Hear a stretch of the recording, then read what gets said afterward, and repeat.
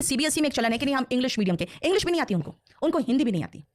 और सबसे बड़ी बात है कि उनको छोटी ई और बड़ी ई ये सब नहीं पता।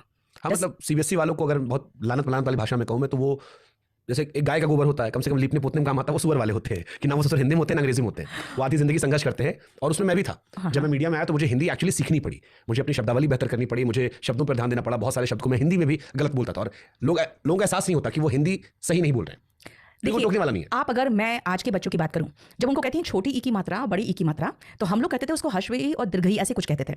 अब वो तो बोल ही नहीं सकते, अब तो छोटी ई और बड़ी ई बोलिए। उसके बाद ये समझ में उनको नहीं आता तो उनको कहते हैं short syllable and long syllable. वो तो बिल्कुल समझ में नहीं आता। फिर मैं पूछती हूँ भाई कौन से लैंग्वेज में तुम लोग कंफर्टेबल हो ये बताओ। तो इन लोग बहुत ही सच कह, जो छपरी टाइप लैंग्वेज है ना, इन लोग का ये शब्दावली हो गया। आप किसी से कह दीजिए क्षत्रिय बोल दे, नहीं बोल पाएगा। अच्छा, दूसरी बात है अगर वो कहते हैं मैम हम हिंदी भाषी है, मैंने कहा आपको पता है ये हिंदी में तो सिर्फ स और श है, इंग्लिश में तो 3 है। तो वो तो फिर कंफ्यूज रहते हैं कि मैंने कहा भाई आप हिंदी भाषी कैसे बोल रहे हो? तो नहीं मैडम हम लोग है ना बिहार के हैं, तो बिहार के हैं तो इसका मतलब नहीं होता कि आप हिंदी भाषी बोलोगे।